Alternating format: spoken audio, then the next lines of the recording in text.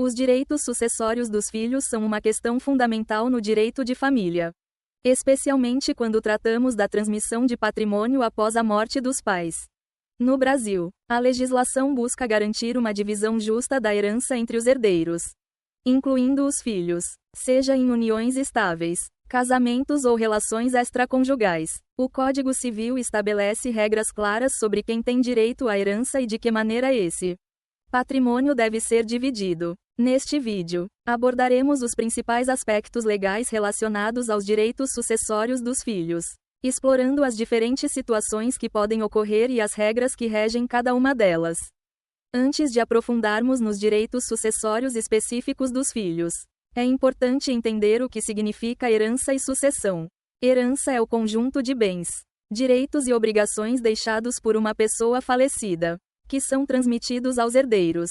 Essa transmissão é feita por meio de um processo de sucessão, que pode ser legítima, determinada pela lei, ou testamentária, determinada por um testamento. Na sucessão legítima, a lei define a ordem de quem tem direito à herança. Os filhos estão em posição privilegiada, sendo considerados herdeiros necessários, ou seja, pessoas que obrigatoriamente recebem uma parte da herança, independentemente da vontade expressa do falecido. Os filhos, junto com o cônjuge ou o companheiro, são considerados herdeiros necessários no Brasil. Isso significa que, mesmo que a pessoa falecida tenha deixado um testamento, ela não pode privar os filhos de receberem pelo menos metade de seus bens. Essa parte protegida da herança é chamada de legítima. A outra metade do patrimônio, chamada de parte disponível, pode ser destinada a quem o falecido desejar, desde que respeitada a legítima. Por exemplo, se um pai possui um patrimônio de R$1 milhão e tem 2 filhos, no mínimo R$500 milhares, 50% do patrimônio será dividido entre os filhos, independentemente do que esteja disposto no testamento. Caso o pai deseje, ele poderá doar os outros R$500 milhares a terceiros, ou a instituições, por meio de um testamento. No direito brasileiro, todos os filhos possuem os mesmos direitos sucessórios, independentemente do tipo de filiação. Isso inclui filhos biológicos, aqueles que nasceram de uma relação biológica entre os pais. 2 filhos adotivos, aqueles que foram formalmente adotados, equiparados aos filhos biológicos para todos os fins legais. 3 filhos socioafetivos, embora a filiação socioafetiva não esteja formalmente prevista no Código Civil, ela tem sido amplamente reconhecida pela jurisprudência. Nesses casos, os direitos sucessórios são garantidos com base no vínculo de afeto que se estabeleceu entre pais e filhos.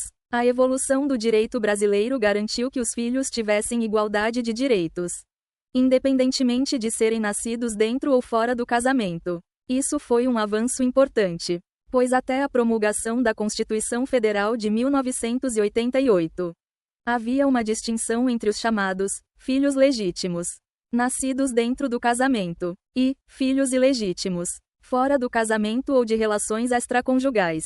Hoje, todos os filhos, sejam de uniões formais, informais ou extraconjugais, possuem exatamente os mesmos direitos sucessórios.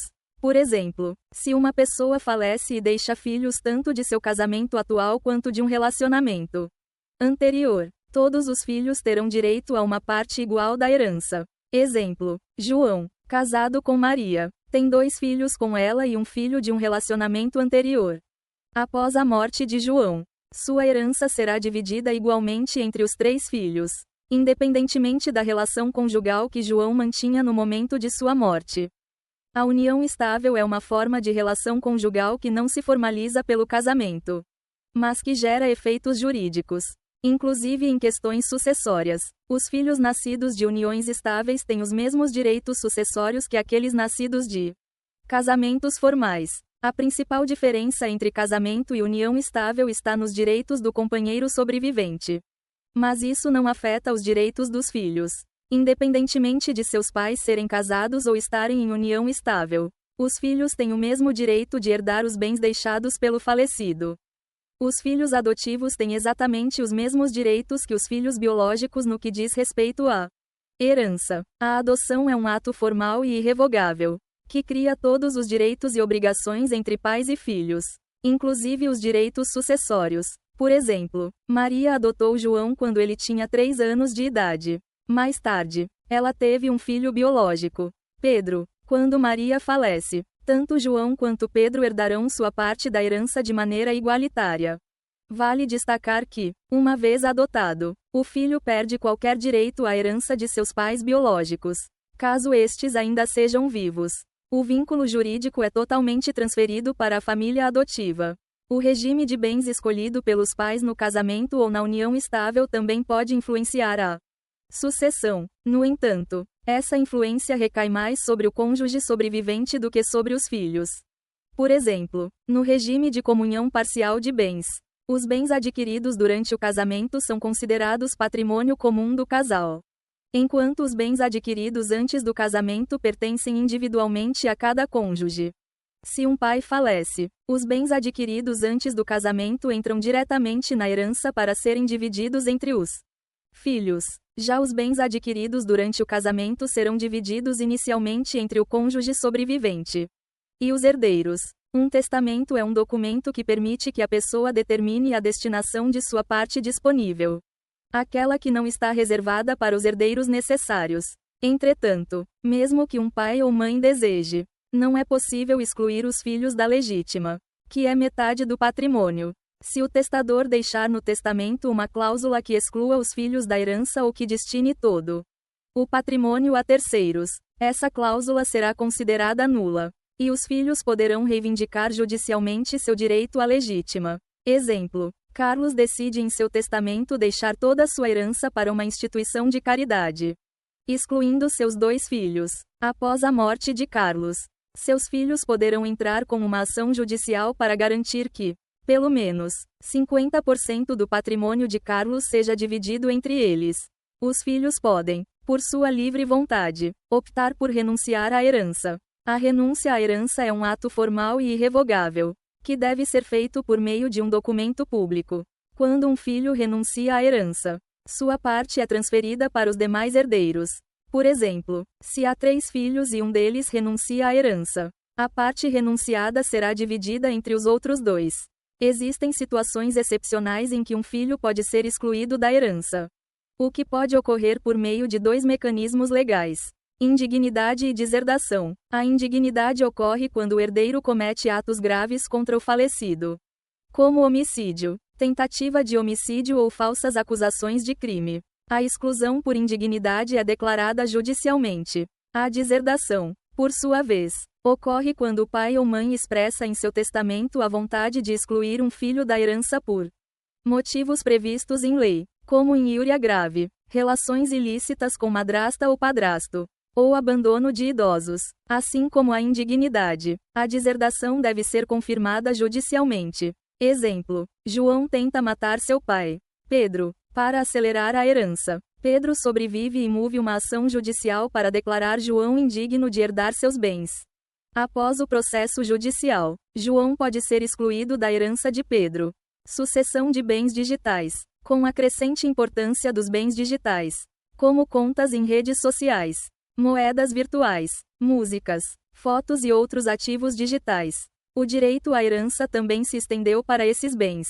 Ainda não há uma regulamentação específica sobre a sucessão de bens digitais no Brasil. Mas os filhos podem, em muitos casos, reivindicar o controle de contas e ativos digitais após o falecimento dos pais. Empresas como Google e Facebook oferecem mecanismos para que a família possa gerenciar essas contas após a morte do titular. O processo de inventário e a participação dos filhos. Após a morte de uma pessoa, o processo de divisão de seus bens entre os herdeiros é feito por meio do inventário. Esse processo pode ser judicial ou extrajudicial, quando há consenso entre os herdeiros e não há menores envolvidos. No inventário, todos os filhos devem ser devidamente representados. Se houver filhos menores de idade, eles precisam ser representados por um tutor. O inventário busca garantir que a divisão dos bens seja feita de forma justa e conforme a lei. Direitos sucessórios em famílias recompostas. As famílias recompostas, formadas por casais que têm filhos de relações anteriores, trazem complexidades adicionais ao direito sucessório. Nesses casos, os filhos de diferentes casamentos ou uniões poderão não ter direitos iguais à herança. Exemplo: Maria tem 2 filhos de um casamento anterior e se casa novamente com João, que também tem 2 filhos. Quando Maria falece, seus bens serão divididos igualmente entre seus 2 filhos. E os filhos de João não terão direito à herança dela, a menos que ela tenha disposto o contrário em testamento. Planejamento sucessório e os direitos dos filhos. O planejamento sucessório é uma forma eficaz de organizar a divisão do patrimônio em vida, evitando conflitos entre os herdeiros após o falecimento. No entanto, mesmo com o planejamento sucessório, a parte legítima dos filhos deve ser respeitada. Muitas vezes, o planejamento é feito por meio de doações em vida, criação de holdings familiares ou a elaboração de testamentos que contemplem os filhos, sempre garantido que eles recebam a parte que lhes é assegurada por lei. Resumindo, os direitos sucessórios dos filhos são amplamente protegidos pela legislação brasileira, garantido que, independentemente da origem, filiação ou relação conjugal dos pais, todos os filhos tenham igualdade no recebimento da herança. Embora a lei busque evitar conflitos, é comum que surjam disputas familiares durante o processo de inventário. O conhecimento dos direitos é essencial para que os filhos possam reivindicar o que lhes é devido e garantir uma divisão justa do patrimônio.